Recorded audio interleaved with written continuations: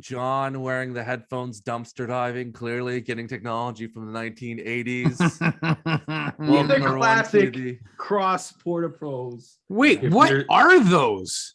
Cross Porta Pros. They're like a vintage headphone. Remember Cross KOSS? They used to make a lot of accessories and stuff like that. Were you listening to your Mariah Carey Christmas music mixtape on your Sony Walkman, the yellow one with the flap that opens up today? With a waterproof the seal, flap? the black rubber seal. Yeah, were you today? Oh, okay. Yeah. With the headphones that went over and they actually plugged into your ears, the gray headphones. That was late. That was early 2000s that happened. No, those came with the Walkman. Depends on which Walkman you bought. The Sony yellow Walkman. There was two versions of the Sony Walkman. One that had the auto reverse play. Yep. And one that you had to manually flip. The auto reverse play one it was a yellow band. It folded, it collapsed, and they had the gray earphones. They plugged right into your ear. The precursor to the. Everybody's checked out. Wait, what's this review for? Are we doing a review on 1989 tech? Is that what's happening? Old men remember Rob, when. Yeah, you lost me because I'm on mini disc now. That's the style. You just. I just got a Zune. I just got a Zune. Future, Rob. I'm in the future. It's called mini disc. What is this? Yeah, it's a mini disc recorder that you can transfer MP3s onto. Oh, awesome! Excuse me while I go play my PSP. Okay, great. Welcome, everyone, to the Heroes World Quarantine podcast. We are here to finally bring to you our full review of Spider-Man No Way Home. It's happened. John is wearing the appropriate gear. Rob and I are just like, meh, whatever. Yes, that's the book tie-in. You can get there. That's right. You can get your book ready. Flashpoint by Flash Thompson. So it's ready to go. We're gonna go, I guess, talk about non-spoiler for a few minutes because frankly, why would you be here? How can you? How can you though? We can't do anything without ruining any of the movies. So we're just gonna give a brief thought exercise. John, this movie had a lot of hype, had a lot of things going into it. Rob and myself had the opportunity to see it on Thursday. You saw it on Sunday. So you've had days of waves of like nudging. John? Yeah. I got to, we did bump into a couple people at the shop. And we did kind of go, hey, spoiler free. What did you think of it? And yes, the hype level was at like it was above. It broke the ceiling, right? So with that being said, John, it was at 11. It was because it's at 11. It raised the roof. It raised the bar. The hype level was out of control. And rightly so. Like the anticipation for this movie has been nutso. And it makes me think like, will we ever have another movie that has been this like excited, this type of excitement, hype for? I feel like Marvel's far away from building this up for the next launch or the next wave. So now we're going back to intro movies. So, well, with that being said, did it live up to the hype? I think so. If you haven't seen it, I think you will definitely be pleasantly surprised.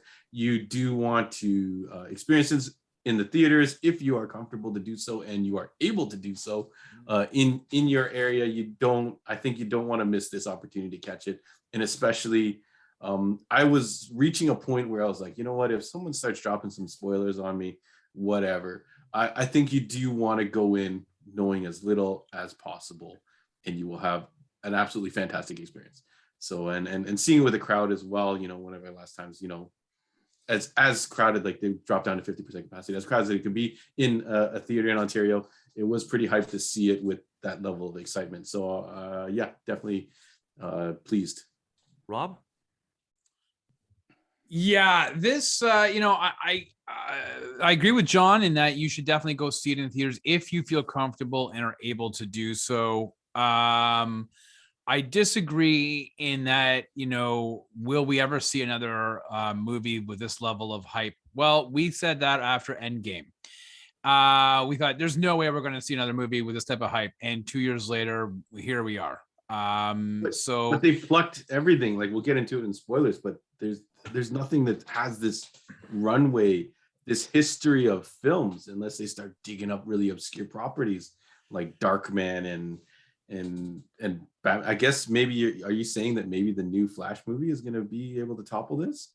Oh, no, that's a different conversation. No, I mean, I think will be hype for that stuff, but I was referring strictly to the MCU. So, I think in a couple of, listen, I think in a couple of years they're going to do it again potentially. I think they may even do it in May, and we'll get into that with what's coming out with Doctor Strange 2. So yeah, listen, who would have thought we would be here again, just 2 and a bit years after Endgame of them crushing, and Spider-Man No Way Home earns $260 million in North America in its opening weekend, the second highest grossing opening weekend of all time during a pandemic, no less. Like in the context of things, it blew out Infinity War by only a few million, but still in a pandemic. So could you imagine if it blows out Infinity War in a pandemic, what it could have done in a non-pandemic era? So all that to say, this is a movie that definitely is worth seeing. I think it lives up and exceeds the hype.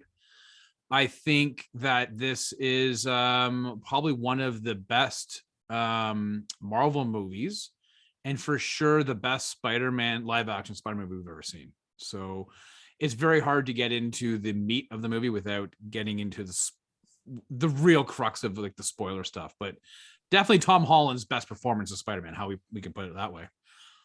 So John, rating out of 10. You is this gonna be the Hawkeye combo breaker where you finally it's been Sorry, my audio cut out for a second there. Is it with those headphones? How is that possible, John? Yeah, apparently, yeah. Is it gonna be another 10 out of 10? If you're not following our Hawkeye reviews, I've given all the way up to episode 5, 10 out of 10. Is this Spider-Man a 10 out of 10? There's some issues with it. There are issues, but yet they keep on getting tens. Yeah. But for this guy, and when we dive into it again, there's a couple things that make it impossible for me to not give it a 10 out of 10. I was gonna say it's impossible to give a 10 out of 10. So I'm gonna all right, Rob. You know what? I struggle a little bit because I this is as much fun as it is. It's far from perfect. And that's not a bad thing. But Rob, I have to lay this to you, is that just like in the Olympics, there's a degree of difficulty. So a 10 is not always a 10, depending on this had a degree of difficulty that I have to say that it was tying up not only the Spider-Man Tom Holland trilogy, but also of the, Hey, that's your mic, Stu, that keeps cutting out. Oh, yes. Sorry. So yeah, the last I heard was tying up the Spider-Man Tom Holland trilogy. Maybe Kevin Feige has reached in and plugged your microphone wire to stop saying what else you wanted to say. But with that all said, and again, this is not me. I love this movie. And it's far from perfect, but it doesn't. It's a 9. It's a 9 for me. Yeah, I mean, John is the Russian. I was tempted to put John. You're the Russian skating judge. Everything gets a 10. All right. No, I'm tempted to put a 9, but reasons later on I'll state. It makes me have to crank it up to the 10. Yeah, no, it's a 9 for me. Stu, how about with you, bud? It's it's interesting because I think this has to be. I can nitpick a lot. Because you were the one who was like, "This is the hype. This is gonna live up." And I was like, "I don't think it's gonna live up to the hype." I don't ever. There's like 2 types. You are usually not the hype guy. There's 2 types of teachers: teachers that gives a 10, and a teacher they'll never give a 10 because nothing is perfect. And I feel like I'm that person who's nothing's ever perfect, but I'm gonna give it the closest I can give to a perfect movie, which is like a 9.9. Like it's the most enjoyable experience for the Spider-Man movies. It's the best one of all of them outside of Into the Spider-Verse, and I would say that that one is an animated movie, so has different rules. So I would say it's a near perfect movie in my account, just for the experience I had watching that movie. And I think it speaks volumes to the actor. Every actor in this film was incredible. There was no weak spot. Every villain had and I guess I could say the only villain that wasn't so great, we'll talk about in spoilers, but pretty much everyone had their soliloquy and had a moment to do something. So we'll go into that momentarily. But if you have not seen the movie, you should stop watching it right now because we're going into heavy spoilers and going. Yeah, why would you click on the link? So now you know. But if you have seen it, please you're forewarned. And let's, if you can see it and not have it spoiled, I think it will be a better experience. I think the thing is, I think we can all agree that watching the theater was a great experience. If you can watch an IMAX at 50%, watch an IMAX. That was a really cool thing, and I'll talk about the IMAX stuff momentarily because Rob, you saw it IMAX the second time around, or no? I didn't. I just saw it in a bigger screen. I saw it on a smaller screen on Thursday. In a mad rush because in Ontario Wednesday night we were told that potentially they were shutting things down and we didn't know what was happening with our tickets. So I grabbed tickets to the smallest theater that they had in that multiplex, and we saw it on a much bigger screen on Saturday. So I have seen it twice. John, have you seen it? Was that IMAX or FOMAX, or where would you see it? I saw it in the AVX. I don't know if that's the same as an IMAX. No, I don't think it is quite, because I know the John, that's like calling Markham one is bigger. Yeah, that's like calling your Porsche and calling a Challenger the exact same vehicle. They're not. The feels that either vehicle can give you, though. They're both cars, John, but one is a Porsche. And one's but AVX is a nicer screen than I guess probably. I'm probably in the middle. Sure. Stu's in the IMAX and Rob's down in the regular screen. No, man. The big screens out here in the Durham region, those big are sick. So, but not AVX, IMAX. Just branding. No, it's not the IMAX. There is an IMAX screen where I'm at. I to be honest with you, my son never wants to go because it's too loud. He says it's too loud for him. So we never do the IMAX. All right. Well, let's go into full spoilers. Let's go full in. Spoiler alert, folks. Do not listen. I know you may not be feeling it, but I felt for this movie, IMAX was the most appropriate thing possible, just because of just the trailers itself of that strange battle was worth the price for admission when they're fighting over the Grand Canyon. And even when the scene when it was really cool when Stranger's trying to take that box and Spider-Man's outside an astral plane and he's still moving. You can see the lines from the Peter Parker like still moving like in the comic books. It's happening. So really, I got to really see that in IMAX, and then the couple battles along the way was definitely worth it. But IMAX was definitely the right choice. So if you have an option, definitely do IMAX, as I was saying. But John, just as I complete my train of thought, tell me about Spider-Man, the hype, the thing. I think we all knew that Tobey and Andrew Garfield were in this movie, but when you finally saw them on the screen, that moment when the portal opens up, Ned opens it up, and then that whole dialogue sequence happening in Ned's house. Talk to me about your feelings then. You're very engrossed in this movie and what's happening, and up to that point, it is very much Tom Holland carrying the show, and then all of a sudden, they whip the portal open, then you see Spider-Man walking down an alley, and then it takes a second for you to realize, hey, wait a second, there is potentially multiple Spider-Mans here, and this is going to happen. So when he's wearing his mask, the Andrew Garfield version of him is wearing his mask, and he steps to the portal, and then he whips it off. And I don't know how your theaters reacted, but my theater went nuts. I think the audience blew up, and it was, and even me who rated those Amazing Spider-Man movies very, very low, was pretty thrilled to see him step through that portal and interact with the new characters from the new Spider-Man movie. So I definitely was on board for that. And then Tobey Maguire shows up, and you're just like, wow, this is the trifecta completed. Like it was very crazy. And they incorporated the ages, I guess, somewhat. And I don't know what type of things Tobey Maguire has been up to. I know he gets a little shade, or some things have been happening that I haven't been following. So maybe some people are not huge fans of his or whatever. But it was really good to see him on the screen, and I thought he looked really good. So I was pretty excited to see three Spiders unite. I was probably, of the three of us, I was the least hype about this movie, I think. Yeah. I was like, and then everything started happening. Theaters were shutting down, tickets were getting canceled. I was like, you know what? If I don't see this the first weekend, I'm fine with it. But definitely changed my mind when that happened.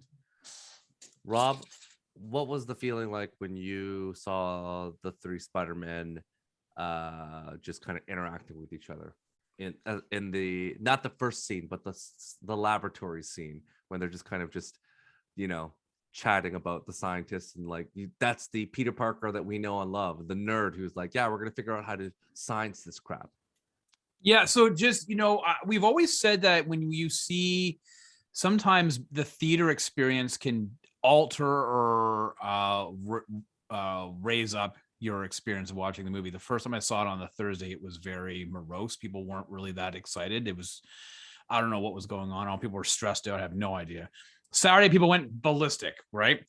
So when you see that scene, it was very interesting in how Tobey Maguire really played into the very aw shucks kind of like, it's okay, Saturday afternoon special, or after school special version of Spider-Man, right? You really understand, like, when you look back at all those performances in all those movies, he is that aw shucks, it's okay, don't worry, buddy.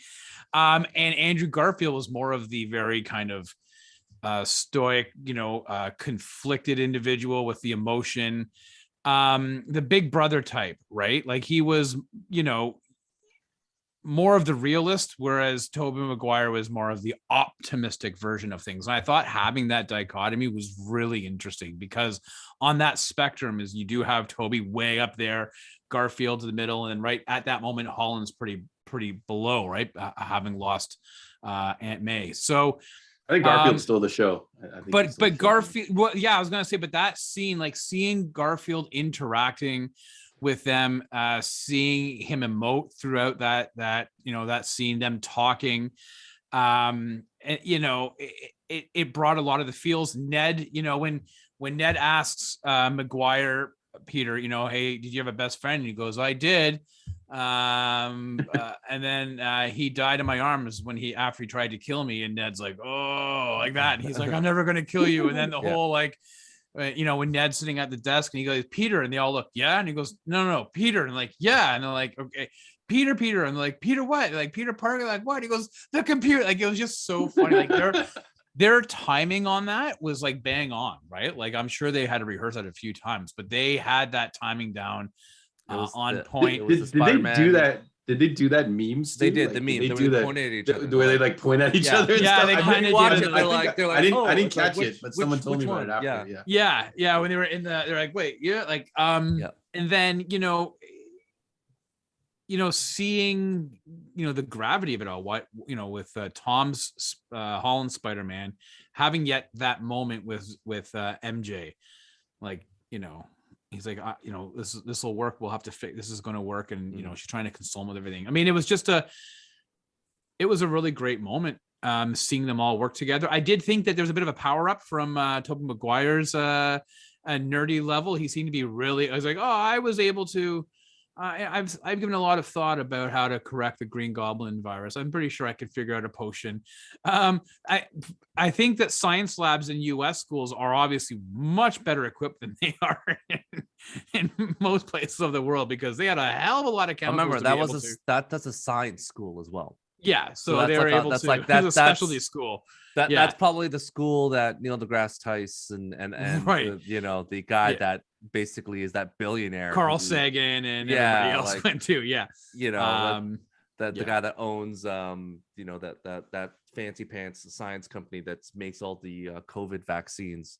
That guy was the valedictorian of Neil deGrasse Tyson's. Thank God they landed up there, not like in an art school. And we're like, we don't really have a lot to be able to make stuff. If he went to Unionville School of the Arts, he would probably hang out with Hayden Christensen. So it probably wasn't going to be the same level. But they ended up at the science school, and again, it was a cool thing about the Spider-Man thing too is that it reminds you, just like what Marvel's done time and time again with the MCU, is that these heroes are smart. They're scientists. They're mathematicians. They're nerds. They're like, just when Peter beat Doctor Strange is not brute force. Spider-Man, of course, cannot beat Doctor Strange in pure power, but it was like, oh, this is math, and I know math, and this is how It's I'm geometry. I could do geometry. do to the advantage. So again, that's a simple like that's what Spider-Man would have done to beat Strange. And Strange, although is a surgeon, I don't think geometry was his specialty. So he's a very smart guy, but he wasn't thinking geometry in the mirror universe. So John, give us your overall thoughts. Like what did you like about this movie? What was going on? Because there's so much to talk about this movie. So initially, my thoughts were going to be coming into this podcast. We're going to be like, what a bummer. The sacrifice and the kind of like sad ending. But I think that's what helps make this movie the kind of roller coaster of emotions that it puts you on. You go from excitement to heartbreak, and then the ultimate sacrifice from Peter. Which is I was very fortunate enough to get a masterclass from Andre in what makes Spider-Man Spider-Man. The day before I went to see this movie, so he was in the store as what inspired this podcast is talking about things like this and what the whole great power comes great responsibility, death of Gwen Stacy, all these things that add up that makes Spider-Man the hero that he is, what makes him one of the greatest heroes we have. And up until this point, the Tom Holland Spider-Man technically didn't have it. He didn't have an Uncle Ben. Thematically, we might have assumed it had happened and we passed it by, but this cements in that it did not happen. And now we have the death of Aunt May when he thought he was doing the right thing. He originally was going to press the button and in easy button out. He did something kind of selfish and wanted to undo it. And then he said, you know what? No, May's right. This is what I'm here. I'm here to help all these people. And then despite doing the right thing, he still loses her. And then after that, he has to sacrifice, like, I don't know what is worse, someone passing away or the sacrifice of your friends and everyone you grew up with not knowing who you are. Like I was ready to tear up when he realized, like, when he's ready to jump away and Doctor Strange is like, it's going down right now. I'm not even gonna like, I'm getting sad thinking about it now. Even Doctor Strange is like, I'm not even gonna remember who you are. So all that compounded, now we have the Spider-Man with the motivation that he has, that we grew up with in the comics. So I was very fortunate enough to be there for Andre's speech for that. I wish I recorded it. It was a hell of a thing, folks. So hopefully we'll get Andre's thoughts on this movie. Well, but yeah, I think to what you said before, we all made the assumption that Uncle Ben, because in Spider-Man No Way Home, they don't mention him at all. Never mention him at all. They don't. So I don't know if they planned this or they just lucked upon it because they decided. I think it's more lucked upon it because I think they were just like, oh, we assumed that we made assumptions that Uncle Ben was there. Yeah. So the way this lines up is insane. But it's the same thing we talked about, the Infinity Stone just lined up in their pockets. It's like, oh, the Avengers. I feel like this was a little bit more lucky. So I'm inclined to believe they had a slight plan on what to do with it because it also serves a dual purpose. Now Spider-Man is out of the MCU if they don't come to an agreement or something like that. No. He has one more movie in the MCU. He's contractually obligated for one more movie. But it's a perfect out. It's a soft reboot, right? Because now Avengers don't have any need to call him. There's no reason for him to be really involved in the other stuff. So it serves a dual purpose. So I'm inclined to think they had a little bit of this plan, but the idea. They have the wiggle room just in case to pull the trigger if they can't. But it's very comic booky. This introduction of basically they had Ben's that died, and his alternate world is that Aunt May dies and becomes this, and now this is his road to being the Spider-Man. But like he steps out of Iron Man's shadow. Shut up for a second. Yeah. But never. No, I won't. And John is now muted. Okay, so. The other thing too that we mentioned too is that we made these assumptions about that. he's like in Superman.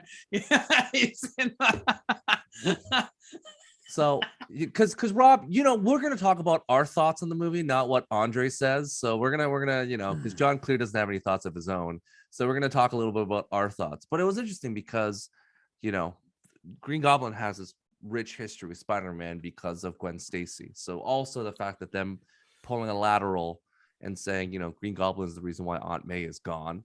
So it kind of has that connection to the Green Goblin as to,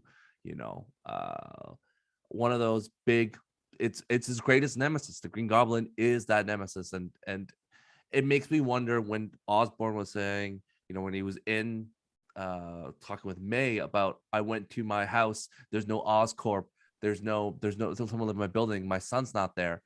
It makes me question whether that was fact or fiction, because maybe Oscorp is there, he just says it wasn't there.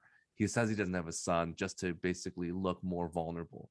So it seems like it could be another bait and switch, and we could see another Norman Osborn show up and give them the opportunity to do a soft reboot. We do know that it was only because of a Tom Holland drunken phone call that this all came back together, because if Tom Holland didn't have drunk dialed, then he would have not done this movie, and there would have been something different. So it is interesting that they have the flexibility, but all the reports are basically saying right now that Andrew Garfield will potentially be back for his own movie. You can book that, because that they've built this movie up for him to be, get his to get people to like him again as a character, because the whole thing is like, oh, I fought a guy in a rhino's costume, like I didn't do anything fun, and like I'm so sorry and whatnot. And that's why Maguire was like, no, you're amazing, and trying to pump him up as a character, just because he kind of got the raw end of the deal, because Sony kind of went crazy on that movie, and clearly especially with Electro. Yeah, it wasn't on his shoulders. The movie was a disaster. It was not very good. So I'm interested to see another Andrew Garfield film, which I think is the most likely in our cards. And if we get another Tom Holland movie, great. I think he's often said already that he's looking forward to either being gone, because he don't Spider-Man forever, or be that Tony Stark character for another character, maybe Miles Morales or whatnot. We'll find out, but we'll see. Rob, what did you like about this movie? And if you could tell us what Timbo Slice thoughts were in your soliloquy, that'd be very nice. Honestly, guys, that in your own words, please. Thank you. Yeah, well, he would talk a little bit like this, and about like the feelings and the punches, guys, the punches. And the Christmas Prince as well, like how they're tied a shared universe. Yeah, it's a Netflix. Together. Guys, you don't understand how smart they are with these universes. Honestly, it's a master class. It's a master class.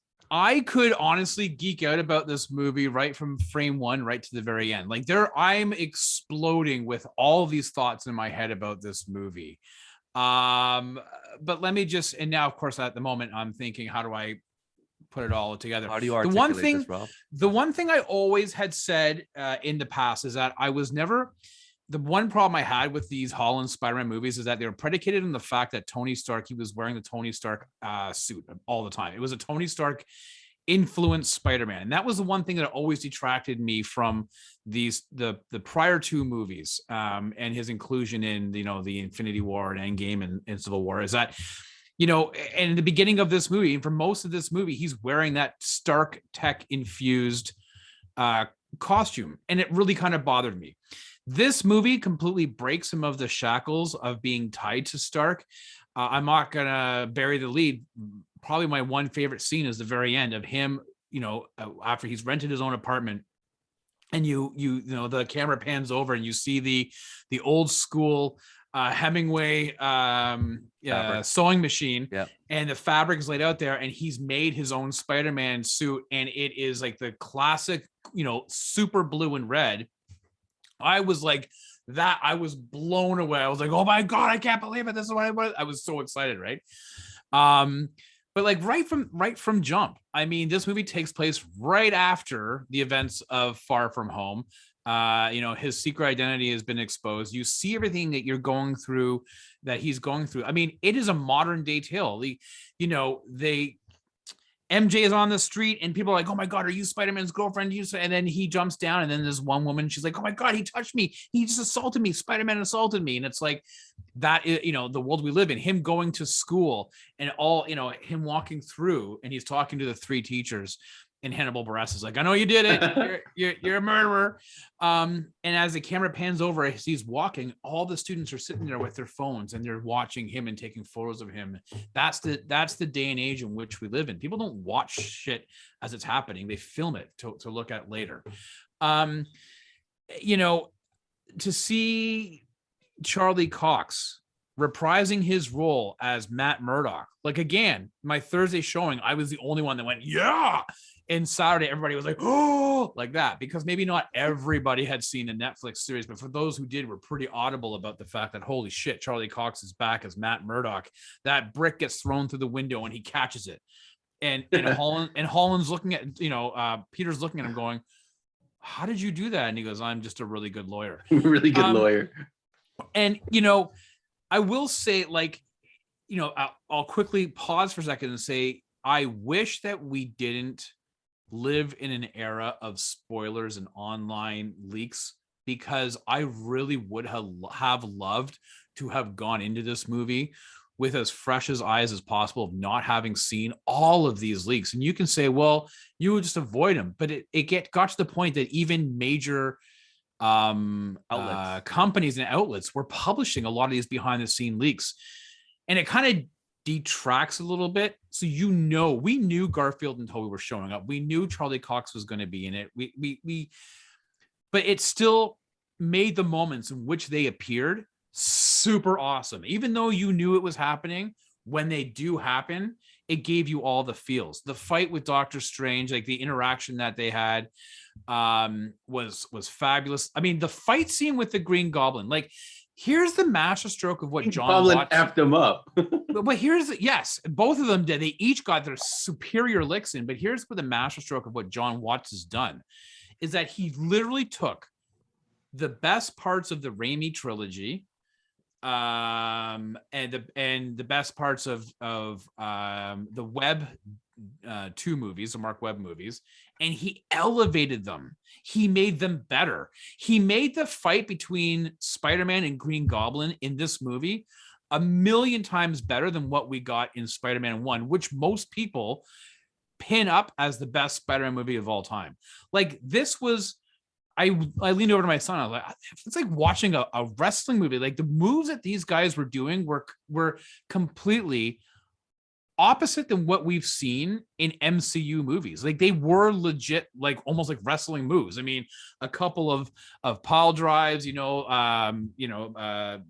went through the floors. Yeah, when they went through all the floors and he had yeah. them and they like it was unbelievable. We haven't, and as choreographed as it was like very dirty, right? Like, it was dirty and raw, and we haven't seen that type of fight style in the MCU where it's very clean, like a ballet, right? Like two people dancing when they're fighting. And this one felt more like a street brawl with a little bit of flair.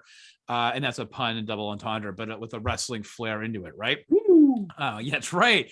I loved it. And then for them to do it again at the end of the movie between, Holland's Peter and Goblin again, was unbelievable. John mentions, the Aunt May dying. That scene was horrible, but you knew something wasn't right when she got hit.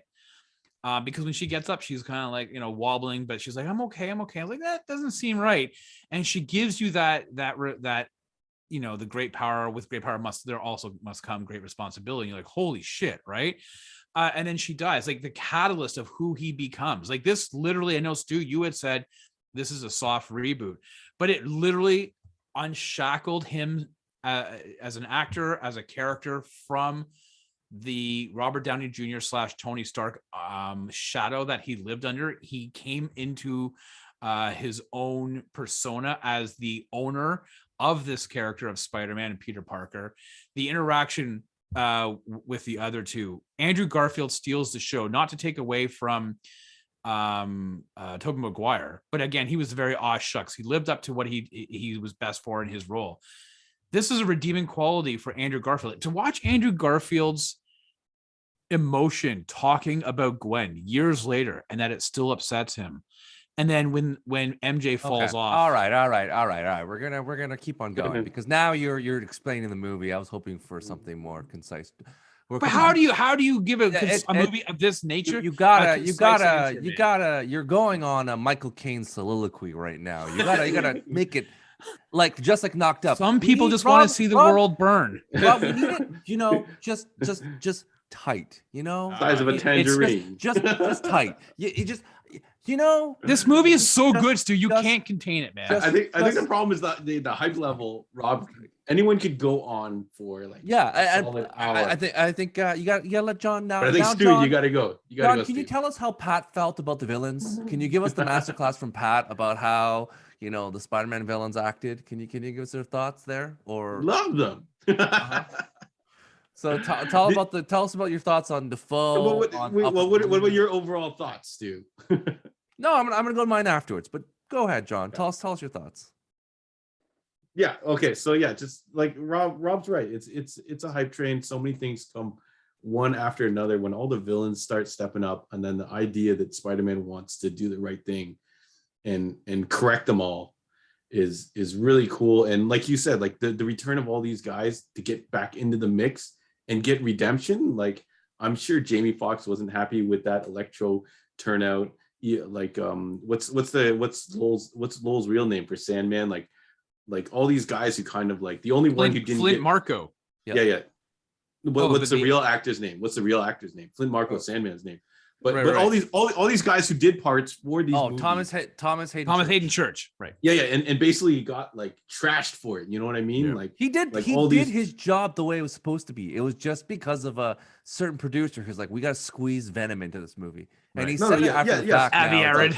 like, No, no, like, but I was in mistaken, general, I was a lot squeezing of these actors and people who portrayed parts like kind of got crapped on afterwards, you Yeah. know, like the Lizard and all that stuff. So for them to be able to come back and reprise these roles and kind of get like you said, they just or I think Rob said they elevated all the things that came from these movies before.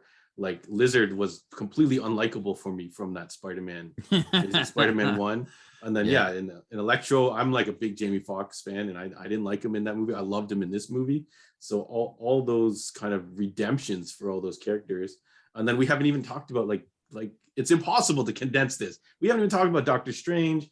We haven't talked about MJ and Ned and all that stuff. Like there's so much to cover.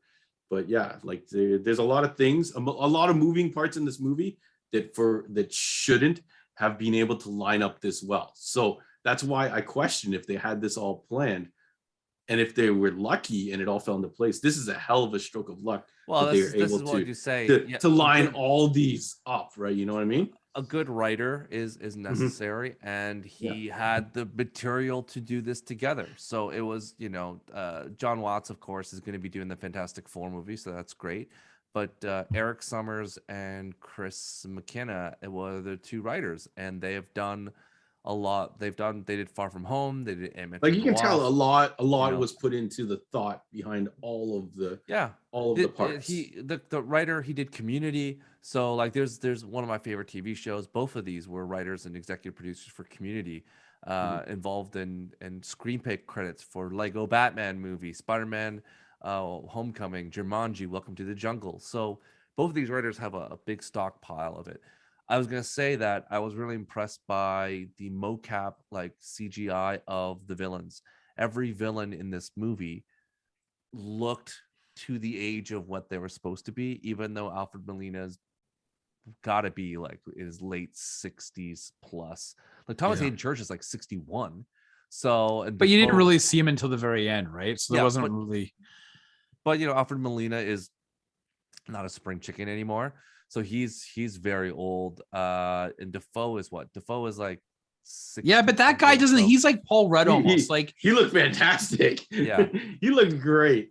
So what about Tobey Maguire? How old is Tobey Maguire now? Right? Yeah, he's in his 40s. But it was just really cool to see. To your point, each of those villains have a perspective, and everyone that was in that movie, you thought about, hey, why did they need Sandman there? Well, Sandman was necessary to, one, aid Peter Parker, and two, to be like, oh, by the way, you two died. And it was like to give context. Like every character that was in that prison was more like, instead of like, by the way, when Doc Ock was like, "Oh, you died," and then Flint was like, "Actually, you died too." And it Yeah. was like, "Whoa!" It's like it's one of these things where all the villains kind of sat there, and even the Lizard is like, "Oh yeah, you didn't turn out very well. Like we know each other from there." And this whole kind of them having that communique back and forth, everyone from Jamie Foxx really got, to your point, the ability in like a nice way, like, oh, the energy here is different, the energon here is different, so therefore I'm a different type of character, and I have a different approach and a different way to broach that character. So it's good to see more Jamie Foxx. And just the simple thing with him and Thomas Hayden Church is like, what happened to you? I got knocked into a bin of eels. He's like, what about you? I got knocked into a collider. It's like, man, you're gonna be careful what we fall into. So it was like little things like that. And later it's like damn eels or something like that. Yeah, electric eels. Like when they kind of have that makeup, him and Garfield have like a little kind of makeup, and he's like, damn eels. Yeah. I will say though, I thought Jamie Foxx was probably the weakest of the villains. I actually thought the Lizard was the weakest. The Lizard did nothing. Sorry, let me rephrase that. I can see Lizard had the least to do. I think you're right. Between Doc Ock and the Green Fall. Goblin. Yeah, I just felt like some of his delivery and his lines seemed a little bit bizarre. I think it's not more of like they were weak deliveries. It was kind of out of character. He was doing his Jamie Foxx thing and making this character more charming than he should be. Yeah, but as a fan of his, I loved seeing it. Yeah, it's fine for this tone of this movie, because the Garfield movies, having rewatched it the other day, they're more serious and more like, more for realsies. Even when I think those movies take place exclusively at night. Yeah, Andrew Garfield, the fact that when he makes the Spider-Man costume, like there's actually love and care. Like you can see him take the sunglasses and putting it as his mask, and like it's the most realistic Spider-Man costume in terms of like, I made it. Because you look at Tobey Maguire, it's like the stitching on that work. It's like it's the way it's made. I'm like, this looks way too good for like. It's a hella fabricated. Well, your fabrication skills are way above. Like Andrew Garfield seemed like, I just stitched some stuff together and spray painted it, and that's the way it was. Yeah, he was doing research on bobsled outfits, right? Remember, the spandex and all that stuff for speed skaters and stuff. Yeah, he's like spandex, and then he totally stole the show. If you were going to rank the three Spider-Mans. Well, again, but Holland got a hell of a lot to do. He definitely Holland had the heavy lifting, but like Maguire didn't really. Toby just showed up just for the, because he had his moment to shine at the end when Peter was going to do it. He holds up the thing. It's like, no, we don't do that. So and then he had the back moment and was like, he's like, don't worry, I've been stabbed. I've been stabbed before. Like there's just little things where like. But do you think that was?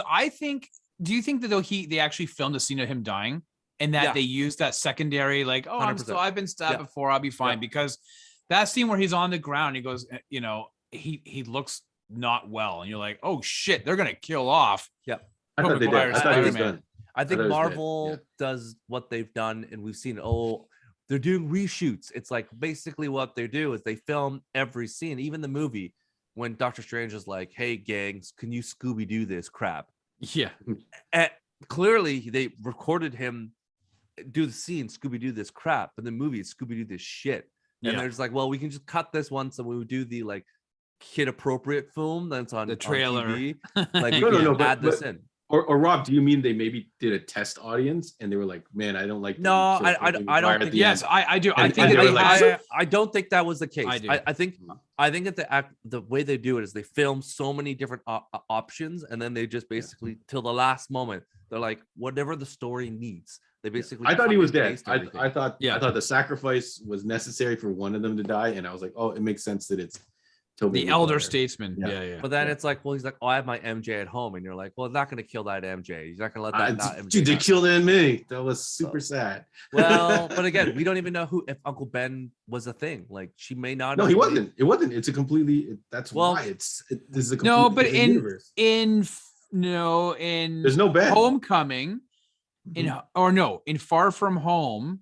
They have the jacket, right? That was Ben's, or the suitcase. It said BP on it for Ben Parker. So there is a Ben. This is the first time in these MC movies where he mentions being bitten by the spider, as far as I can remember. He actually says, "Is it Ben?" It says BP on it on the suitcase, I think, or something like that. But I think this is the first time he ever mentions about being bitten by the spider, because when he's talking to MJ at night, and he's like, ever since I got bit by that spider. Like this is the first time you really got that mythos that they've purposefully ignored. And fine, we don't need another origin story. We already had 2 of them already, and Into the Spider-Verse. So it's a thing. It was I think they've done a good job of integrating all the characters in this film. To your point, John, Multiverse of Madness is probably going to be the next big jaw hits the ground moment, because we've been talking about this for a while. The Marvel cameos they're going to have in this film are going to be so bonkers that people are going to lose their damn minds watching this movie, because there were rumors that, Feige wanted to have all the Avengers that you couldn't cast in the movie as the Avengers in that separate universe. So when you go on, it'll be like, instead of Scarlett Johansson, it would be Emily Blunt, and it'd be John Krasinski as as Captain America, because he was also up for Chris Evans. So it'd be like, if that was the thing, and Tom Cruise is Iron Man or whatever, like if that was the Avengers, you saw, people would lose their damn minds. So I feel like amazing if that's gonna happen. I feel like that's what's happening. But they can't achieve the history that this movie brought together, because this Spider-Man 1 and Amazing Spider-Man is all before BMCU or whatever you want to call it, right? Yeah. They can't go back in time and get that history. So everyone's been on board for this new Marvel MCU thing. So they can't. There's no, unless they start bringing back Lou Ferrigno. John, remember, let's not forget there are people now and that Rob's are Captain America. Unless they bring those guys in, Matt Salinger. People are now MCU fans. They're not Marvel comic book fans. And Andre would talk about that too. It's like but that's a new. It's a newer. They care thing, about the so MCU. They can't go back as far. They don't as care this movie about comic book movies. They care about the MCU. They don't care about action movies. They care about the MCU. So everything is about this. Is their wheelhouse. And you could ask them, hey, do you want to buy this? Here's this comic book. And they're like, I don't read comic books, but I go watch the movies. Like that is the fever pitch of these fans, where that's all they care about. That's it. Yeah, I'm just saying, in generating a hype train, they can't have the history that Spider-Man has had.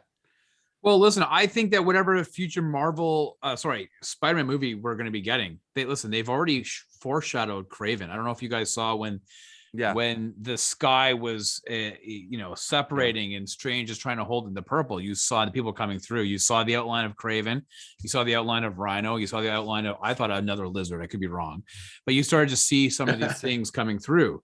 No, nobody. No, he's been delayed again. Nobody called him. Nobody called Morbius.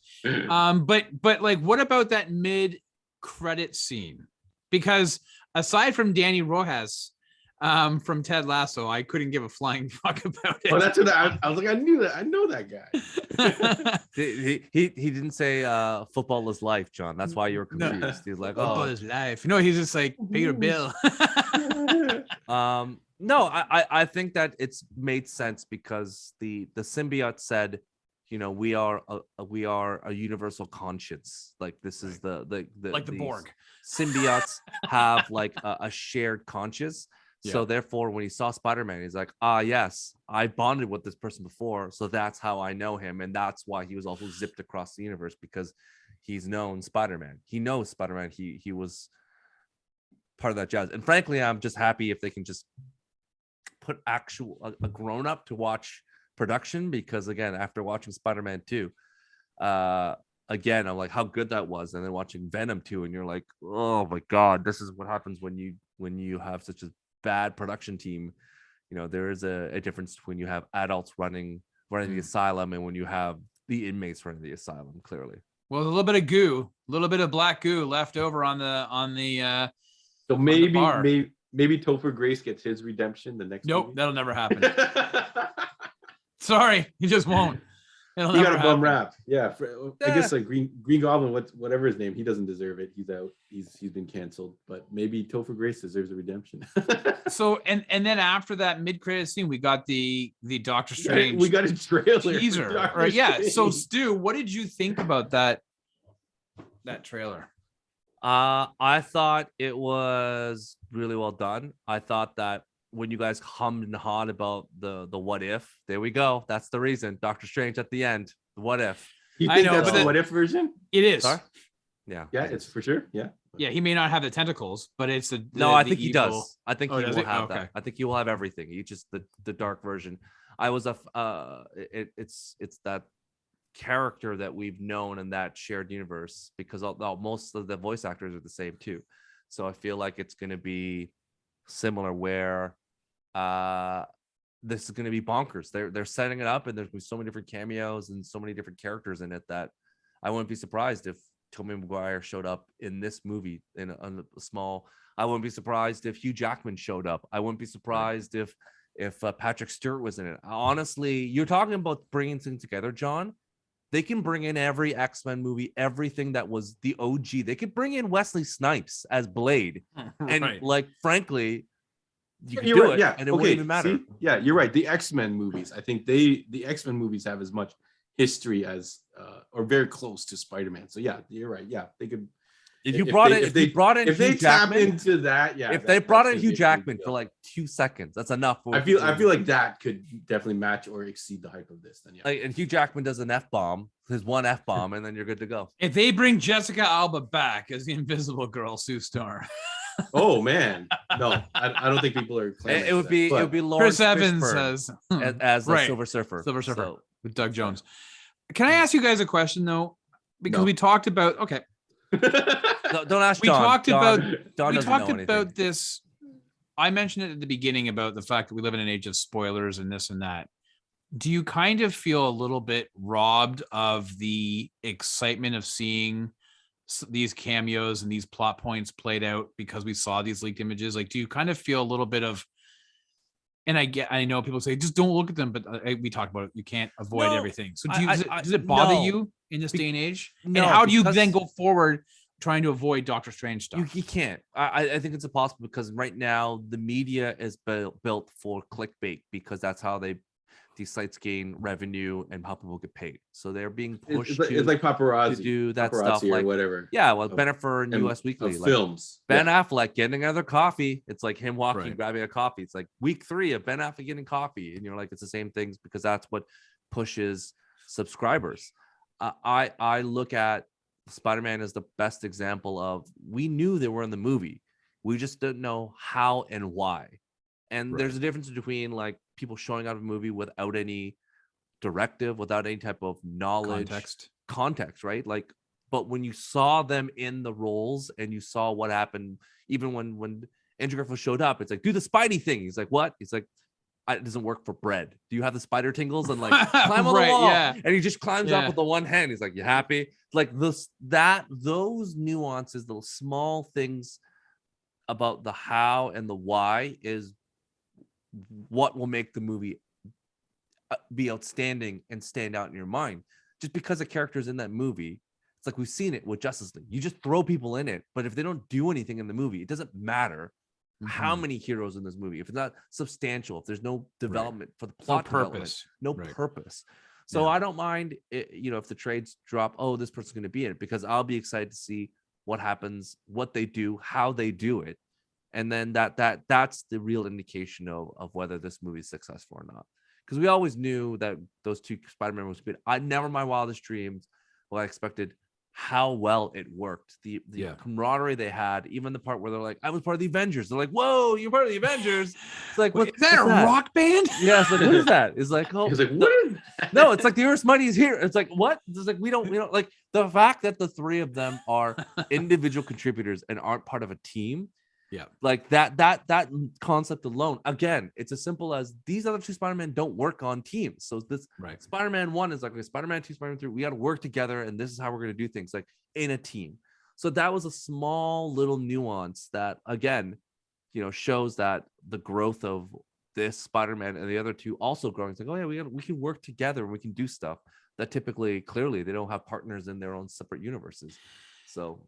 But it sucks. Yeah, if we didn't know that was coming, if we didn't know they were bringing in those other old movies, and we didn't know all these villains were going to show up, holy crap, that would have been a drop. If we didn't see this that is the thing too. It's like of Daredevil in the table with them, they got leaked. Yeah, like this would have been a big. But deal. This is the same thing will happen for your kids in like 5 years when they start watching this, right? It's like the kids that when you all on the internet every couple of years to see a video of a kid, a father like recording their kid with Darth Vader saying, Right. you know, like this is the stuff that like when you're a really young kid you don't know about. They're not going to know, and when you show it to them for the first time, down the road, when you make them watch all the Spider-Man, all the MCU, you will and you get to this point, you bust out your phone and record. Yeah, but kids can just watch everything. But like they will get to the point where you see it in their eyes and you see it in their excitement, and you get to relive it again. Like it's just the nature of what we do is that we talk about stuff, and people just are excited to share information. So you just have to just understand that. Well, it's impossible to keep it under wraps of this caliber. I think, what was that one movie, M. Night Shyamalan, where it tied it to Unbreakable and all that stuff? Because no one gave a shit. No one gave a shit about those movies. Sorry. Yeah, so that's why they were able to sneak that in. But anything that is mainstream like this, you're going to get the TMZ. They couldn't even sneak in Samuel Jackson, man. In the Iron Man trailer, they just knew. No, Samuel Jackson was on site. It's like back then. But they're getting better at these misdirects, like filming original scenes for trailers. And they're probably, maybe if they start leaking other photos that are not like Daredevil in the pool, Daredevil in the jail cell, like they could have leaked a whole bunch of stuff. You don't know which one's going to show up. So who knows? So I read an interesting article, and I just don't know. I'm going to fly it by with you guys. And I don't know if you saw this, and maybe from the benefit of me having seen it twice, is at the beginning of the movie when Spidey's swinging around, he's swinging past billboards that have Rogers the Musical. Yep. And the end of this movie, which is again my favorite part, him in that classic suit. It's Christmas time. Yeah. And he is responding to a police call that he gets on his phone on the scanner, and drops down into an area. Now, I read an interesting article on, I think it was comicbook.com, that says Hang on. That says that this is the exact same area that is supposed to be the culmination of Daredevil episode 6. Yeah. It's the same time. It's Christmas time. It's the same. Yeah. We think that we may get a brief cameo of Spider-Man in this the Disney Plus show. No. In the Daredevil Disney Plus? I thought you were going to say Hawkeye. Hawkeye. I'm sorry, I meant Hawkeye. I was like, when are we ever going to see this Daredevil? No, sorry. I meant Hawkeye. That we'll see Spider-Man. Same thing. A small cameo in the Hawkeye. It lines up. It does, but it won't. No. I it think would be an incredible feat if Kingpin pops up and then Spider-Man immediately shows up alongside Daredevil. I'm not saying a fight. I'm saying you never know, just some type of a, like in the X-Men cartoon show where you see a hand flip like a table away from a car coming, and then you're like, oh yeah, they don't have the rights for Spider-Man, but they could get away with a hand, and they're like, oh, right. It could be anyone's hand that does this motion. I hear what the thing that idea is. I think the Hawkeye is there's I said there's too much to wrap up, and to throw him in for stunt casting is unnecessary. So I don't believe that's going to be the case, but yeah, who knows? Maybe the next thing is after he does that, Kingpin reveals himself and is actually Mephisto, and then all of a sudden we do something else. Scooby-Doo scenario. One more day. It wasn't the Kingpin after all. It was Old Man Smithers. It's like, actually, It's not Smithers. It was Mephisto. It's just not. It's Agatha. Yeah. So Agatha all along. So yeah, I want to know, Rob and John, where does this movie rank Spider-Man wise? You guys have had you on the Sidekick show, which is a nice plug. You guys have already ranked your Spider-Man movies. Where does this one fill in? Of course, the caveat being not including Spider-Man Into the Spider-Verse, because that is an animated film and does not follow the same rules. Let's see. Add the 2, carry the 1, divided by 4. Oh, number 1. Number 1. Oh, you put this all the way at the top. I think that it takes the best of those movies and elevates them to an unbelievable level within a short period of time. With those characters. So I want to be smart. I think I put like Spider-Man 1, the original Tobey Maguire one, at the top of my list, and followed was Tom Holland, the second movie, I think. But this I don't know, the names are confusing. I know they're confusing for you. But this one, I think you're right. The amount of in like Stu said, the technicality, the difficult in executing everything that they promised, that I feel like they did nail everything. There was nothing that you were like, oh, I thought they were going to do this and they didn't. They basically gave us everything that they were telling us that they were going to give. They gave us everything that we wanted. And they also just delivered this incredible message of the great power comes great responsibility and the sacrifice it takes to be a hero of Spider-Man's caliber. Like you only saw a little bit of it in Homecoming when he's like kind of like lifting up the building and getting crushed at towards the end.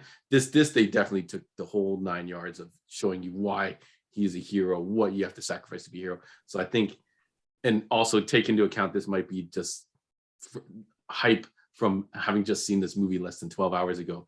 I would put it in my number 1 slot as well. Yeah, Steven's gonna put it at number 5. no doubt it's number 1. It had everything it filled in, and in the Easter eggs for even the Sanctum Sanctorum, like when you open the fridge and you see the buckets of all the like the eyeballs and all stuff like that's lifted straight from the Doctor Strange comic book.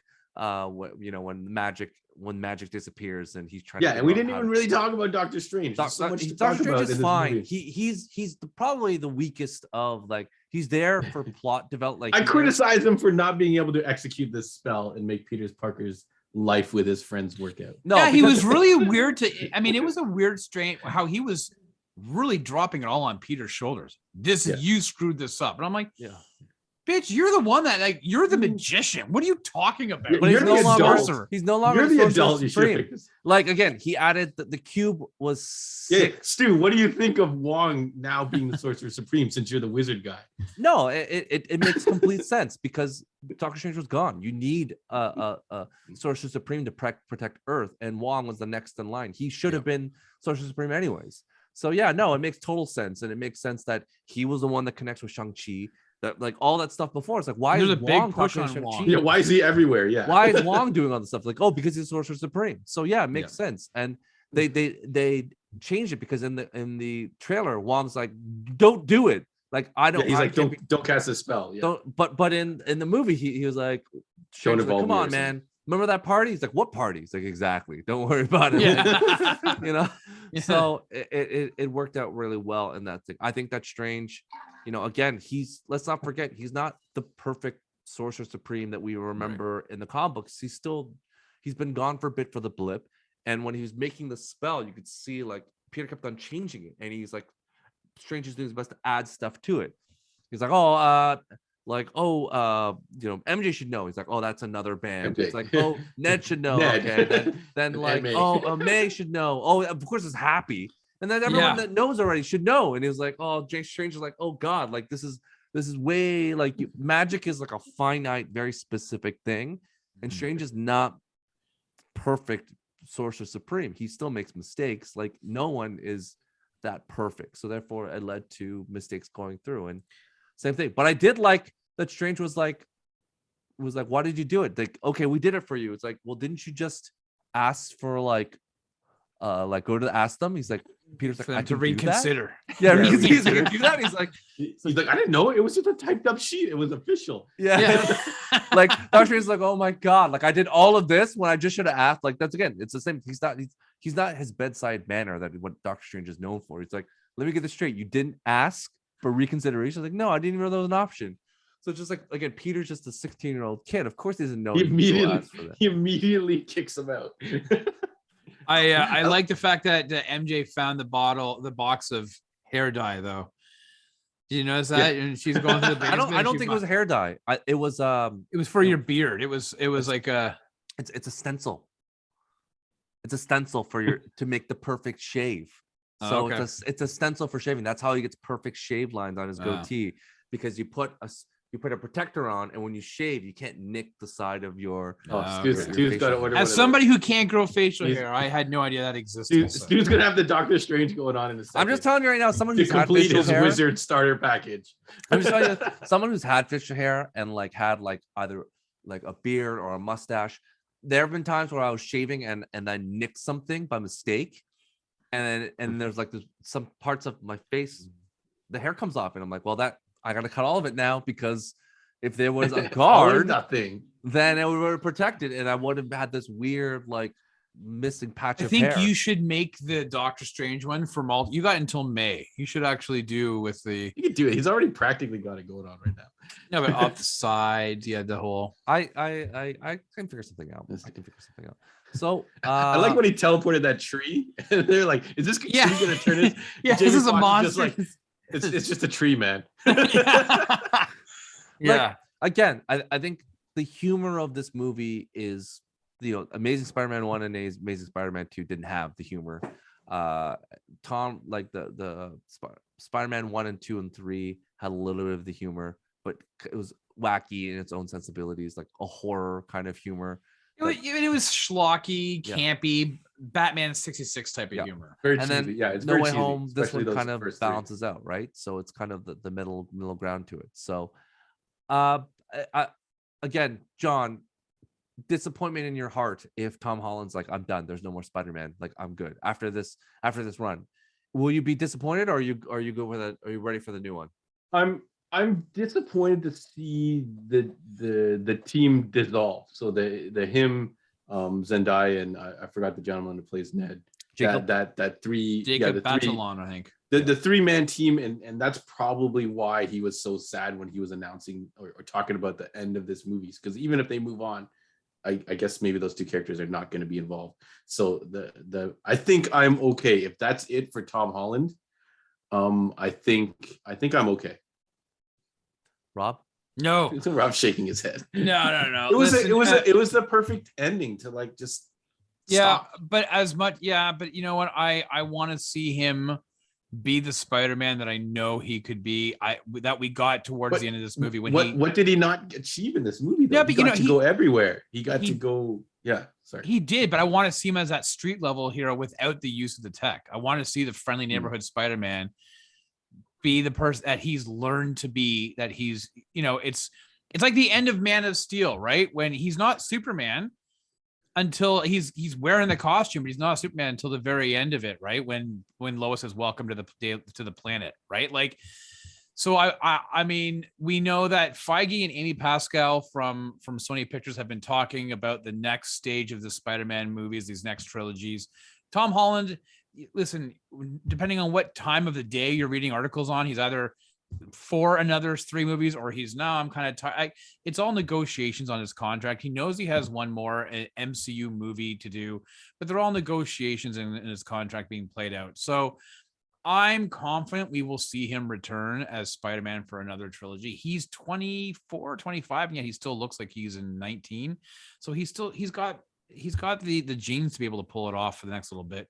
I agree with John. It'd be nice. It'd be sad to not have MJ and Ned there, but hey, comics, people come back all the time, and it could be something else that could, she could obviously love John, can correct all with a simple kiss. Oh yeah, the spark. Yeah, the spark. Yeah. You can tell they've laid the groundwork for the spark. Yeah, and they are a couple in real life at the moment. So hopefully they stick together. And don't forget, just because they don't remember who Peter Parker is, they still remember Spider-Man and the events of Spider-Man. And Doctor Strange is interested in the fact that Ned was able to open up a portal. So you never know. Ned may have a future in the MCU in some capacity. As a hobgoblin.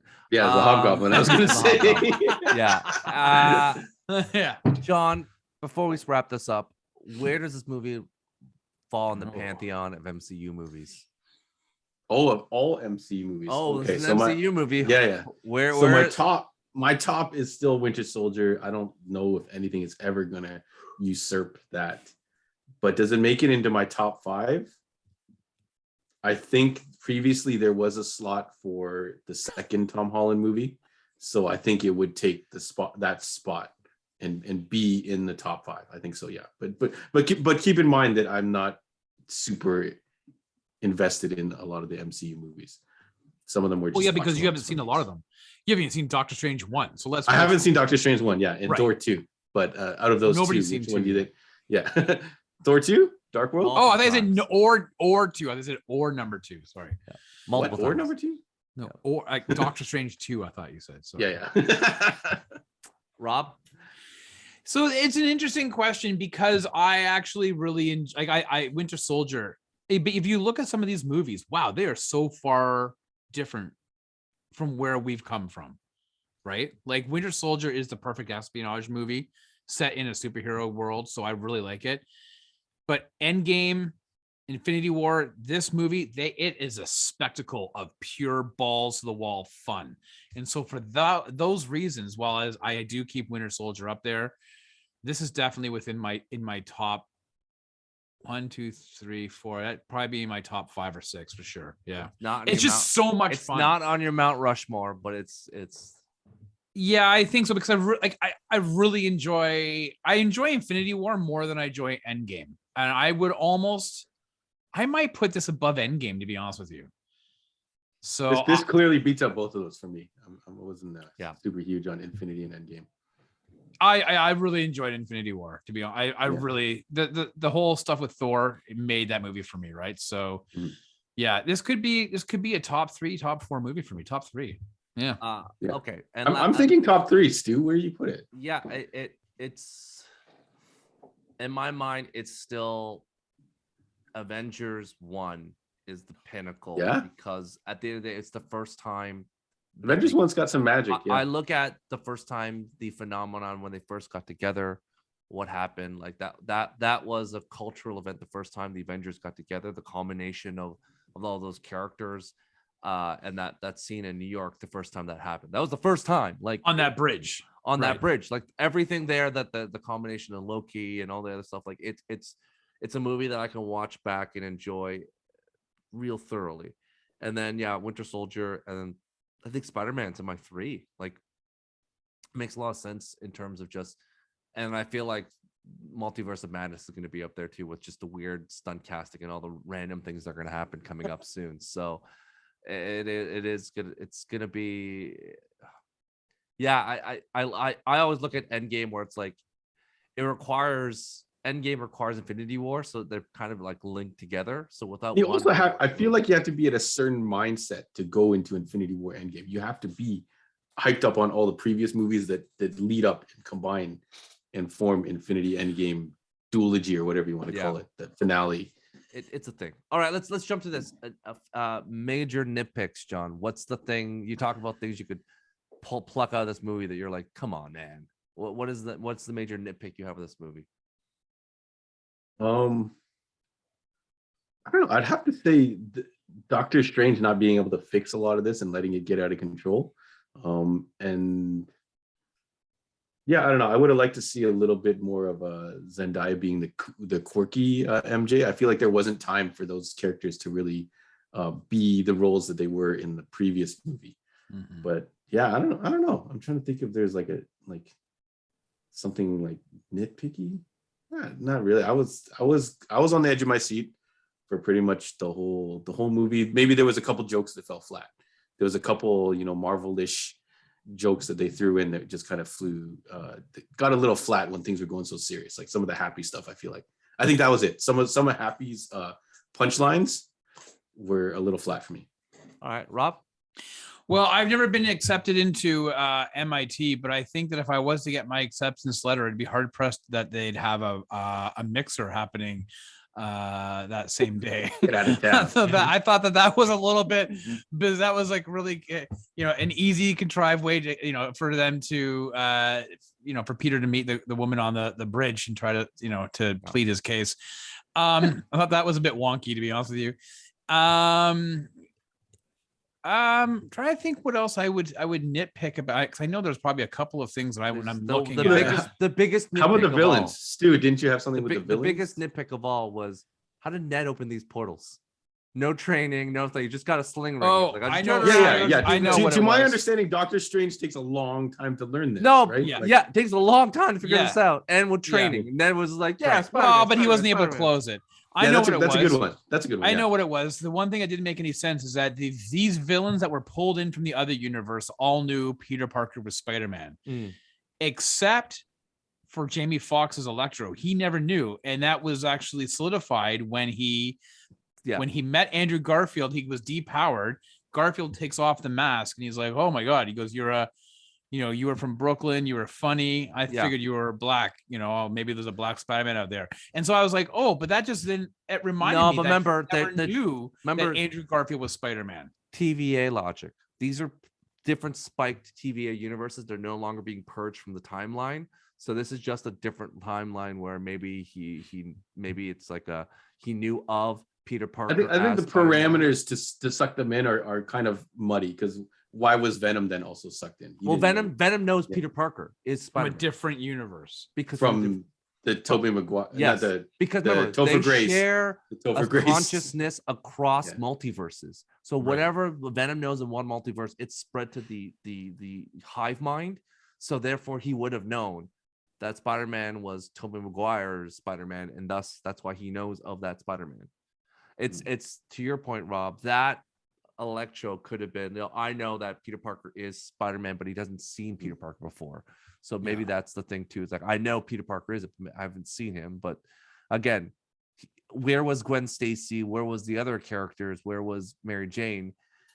Who knows? Because again, that's why Doctor Strange said, well, only a few of them got through. So it's like not all of them have gone through. So yeah. What about getting a Doctor Strange trailer as an end credit sequence? It's no different than in, I've heard some people are upset about it. Well, but we got that at the believe- end of Captain America, the first Avenger. They did the Avengers trailer. Yeah. Yep. And then I know the other some one people where were they upset had, about it. Some people were like, the end credits is a trailer for the Doctor yeah, Strange. but remember they had that movie. trailer with Bucky trapped in the machine. Is like, Yeah. Bucky, do you That know was who for you are?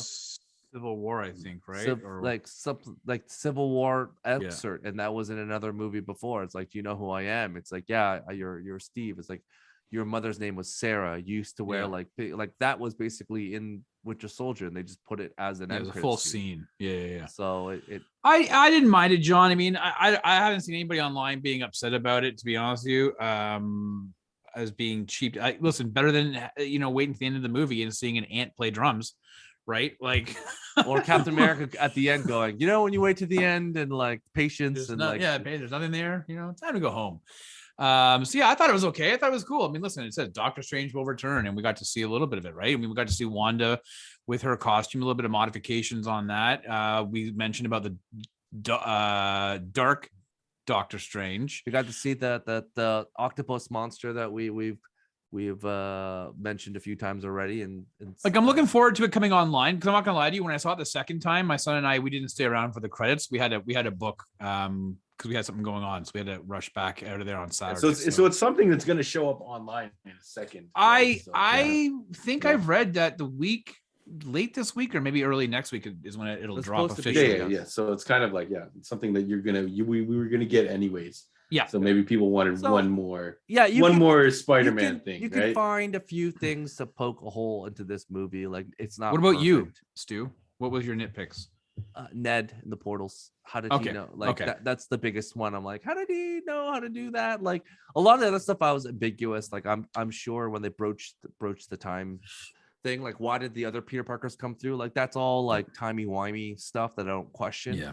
But just being able to pick up that skill, that's essentially Rey in Star Wars. Like, these are not the droids you're looking for. Like, in a hot second, you know how to use the Force. Doctor Strange sat there in the middle of like frozen Winterland and almost lost digits of his finger trying to make a portal. So I know they said he's like, oh, my grandma says I'm magic. Like, I get the tingly fingers, but like, well, they really focus on that coat of arms with those knives in his house for a long time. Sorry, the only other thing I was going to say is the dissipation of all those villains in the Spider-Man.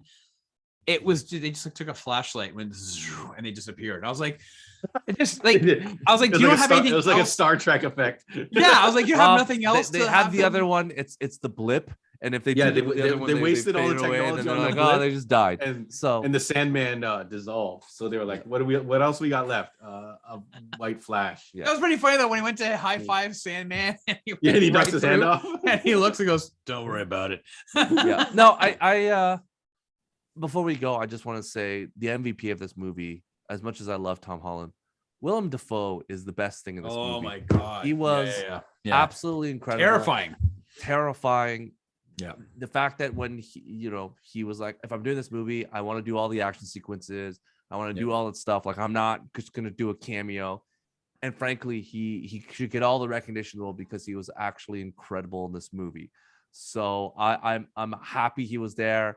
He had to do all the heavy lifting for the villains, and the fact he was changing back and forth and looks, he was, Yep. all the lines, like they replayed all the lines over and over again. It's like Something of a scientist myself. like it's just, it was perfect. It was bang on perfect. And Willem Dafoe is incredible in it. And I'm sad I actually don't get to see him anymore as the Green Goblin. But if I got to see him in a different universe again, I'd be super peachy happy. But You're right. This was like his evilness was what I wanted to see in that first movie. Like he played a bit campy. This one he was pure evil. Like, and to Rob, Rob, as John was saying, like he was getting punched in the face, and he was like, "You're weak. Like you're not gonna do it." Yeah. He's like, "It doesn't matter." And I'm like, "Oh man!" Like, yeah. He's just like, he's like a super soldier, right? He's like, "Yeah, it's fine. I'm just a little crazy. Just let's keep on going." Yeah. So he's a standout. As much as Andrew Garfield was great, Willem Dafoe you needed that pure evil to make it, because Melina was always teetering back and forth, and Alfred Molina was like, oh, maybe he's the villain, but again, he did wonderful work as well. Like by the end, it was like, everyone had their moment to shine. So all right, and any other final thoughts, John, before we wrap this up? No, I can't wait to digest it a little bit more, and when this comes out on home video. But yeah, my theater went nuts for all the reveals. The death of Aunt May, everybody just gasped. And then even the Daredevil cameo, all that type of stuff. Like I feel like it's going to be a while before the theater gets that into it. Like I can't remember the last movie. Maybe it was Endgame. July. Is that Doctor Strange? That's what we gotta wait for. So May. Yeah. No, I mean the previous time I've seen people actually go and like react to stuff in the theater as much as they did May. In this one. But yeah. Hopefully by then we'll see in May Doctor Strange. Yeah. Rob? No, I wish this is a movie I would go see again. If things weren't the way they were, I would definitely go run out and see this one again. I would see it 3 times for sure. Because Rob knows 3 is the magic number. So I agree with John though. I can't wait for it to come out on this is one of the I would double dip. I would buy it on digital and then on Blu-ray when it comes out. So I might, what? You would rent it. You would rent it if they drop it. I would purchase it. No, I'd purchase it on digital. But this might be you can actually pre-order it right now on iTunes. You can pre-order it for $25 or $29, I think. This might be the one movie that I could force me to look at getting a 4K player. So all right, John, where can we find you in the internets and the desert of the real? Yeah, so if you're looking for stuff, we are open during this holiday season. You've got only a couple days left. I don't know when we're going to post this, so we might actually be closed. So make sure you check out our website and our socials. So the Instagram, the Facebook, the YouTube, if you're listening to this via audio or whatever like that. Heroes World Online will take you to all of those, and all the updates will be posted there. New releases every week, all kinds of fun pictures. And you can message us through any of those means, email, or you can old-fashioned call us, or you can be even more old school and come on out and check it out in person. We've got the stocks, like fully stocked shelves, all that kind of stuff. So we've got enough to last us through January. If things get crazy in January, you got that Christmas money burning a hole in your pocket, or maybe you didn't get the gift you wanted and want to take matters into your own hands, we got you covered. So hit us up. We're in Markham, Ontario, on 8601 Warden Avenue. Big plaza, lots of fun stuff in there. Canada Computers, Cocoa Bubble Tea, who has specials like every week. It's crazy. A lot of bubble tea getting consumed now. Felix and Norton cookies, great desserts. So hit us up there and just let us know. Thank you. Continue to share for us. We really appreciate it. We are at 1.5K subs on our YouTube. So very thankful for that. And the audio keeps going up. So Heroes World Podcast on iTunes, Spotify, any method that you listen to. I believe Spotify now you can rate and leave comments and reviews for podcasts. So if you're listening to us on Spotify, help us out. All the algorithms, all that that stuff. We really appreciate it. Thank you to Rob and Stu, Andre and Jesse, and all the other people who contribute to our content. Rob? Yeah, so you can find John and I on the Heroes World Sidekick Show that airs every Monday night live on YouTube at 8:15 p.m. Where John and I kind of, sometimes we review movies. We shoot the shit with the listeners. There's a lot of cool chat. This past Monday, was the last show before the holidays, and we were discussing, what favorite movies, Christmas movies or traditions do you have? Movies, TV shows, your favorite foods as a kid, or things that you do, even songs. So we definitely had a lot of fun talking, reminiscing about, all of our favorite, memories and things that we do at Christmas time. So you could definitely listen to the audio version of that at all the areas in which John said, or you can tune in onto the YouTube. We may be back, much like Kevin Smith from or Dante from Clerks. I wasn't supposed to be here, so we may have a show next Monday, the 27th. But definitely, so check out our social media feeds, and we'll let you know if that's going to fly. Awesome. Well, thank you all for your support. Thank you again for liking, subscribing, and doing all those fun things. We'll be back for our review of Hawkeye. That will be soon as well, or maybe Hawkeye came up before this. I don't know what John's gonna do, so hopefully get your thoughts on our final thoughts on Hawkeye episode 6, which I think Rob has already called Spider-Man Returns. So that's it was an interesting theory. wait, isn't it Spider-Man in the Dark or Into the Dark, or was the musical that was a Into the Deep? No, that's a different movie, John. We don't review those on this channel. It was Spider-Man Into the Dark. Yeah, maybe Spider-Man Into the Dark as it's coming out just as right. It could be Rogers comes out. So that's right. Anyways, thanks everyone for watching, listening, and let us know your thoughts on Spider-Man. Good, bad? Are we wrong? Are we right? Let us know your thoughts. Who's your favorite villain? Who is your favorite Spider-Man? Your favorite moments? Yes. Yes. See you later. Wax on, wax off. That's exactly what I was thinking, because Cobra Kai's coming out soon. Cobra Kai's coming out, so look forward to that. Yeah, soon.